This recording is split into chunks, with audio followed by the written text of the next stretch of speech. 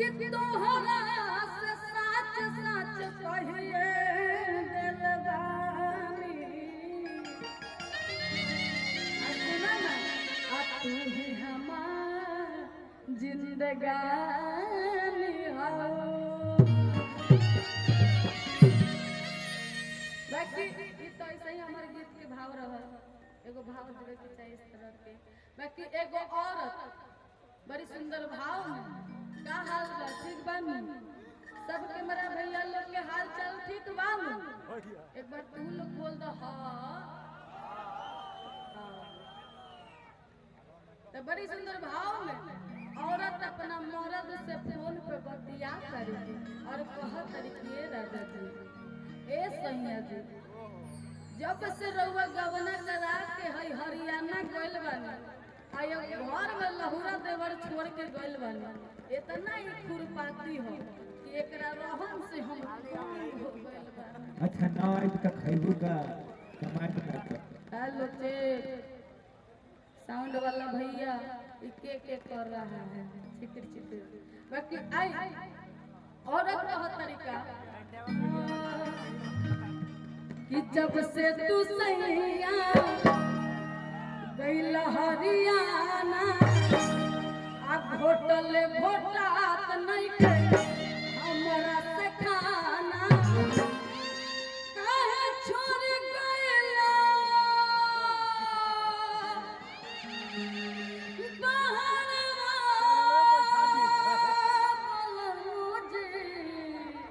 और का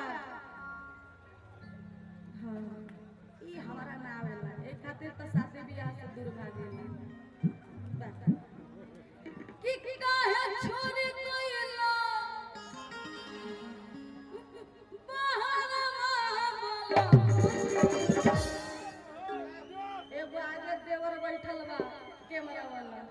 अल्लाह मारेला देवरवा पलमुजी मारेला देवरवा पलमुजी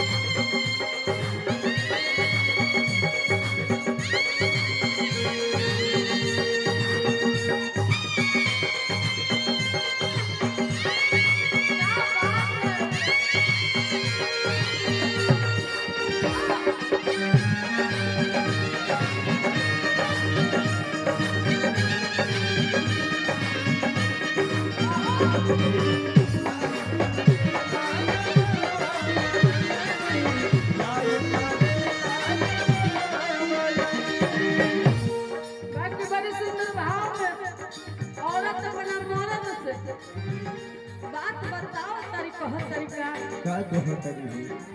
अच्छा दीदी ए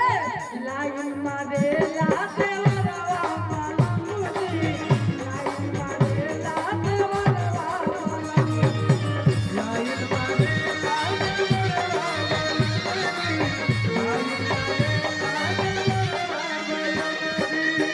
भैया मीठा कर देंगे विश्वामित्र राज की तरफ से बहुत सारा प्यार आशीर्वाद और पुरस्कार बा बहुत बहुत बाकी बड़ी सुंदर भाव है। औरत आगे की बात बताओ तरीका हर तरीका नागेंद्र चाचा जी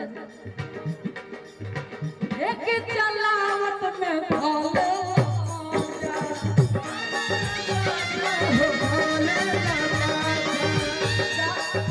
जल्दी से गाड़ी घर पे धारे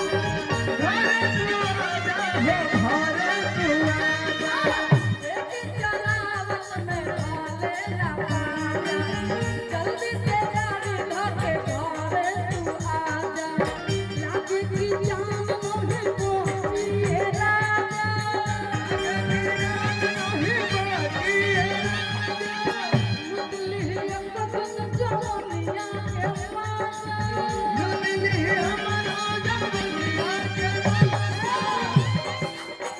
रितिका दीदी तू आवता एमे साफ नियन हो जाए के ना के नियन का देख चलावत में भोले लगा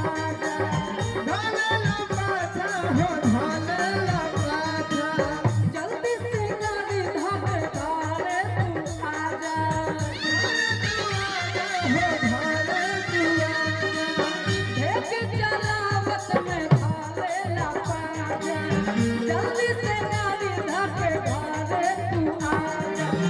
लागे की जान नहीं बची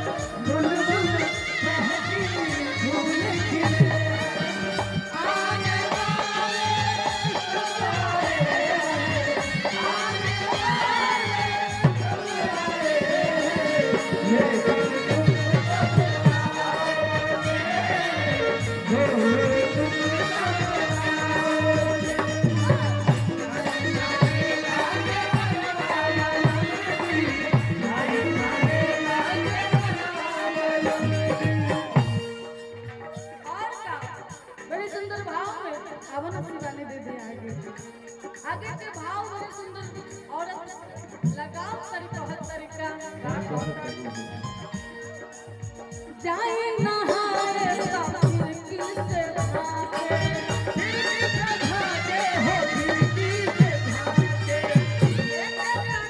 हमारा चलिया पता के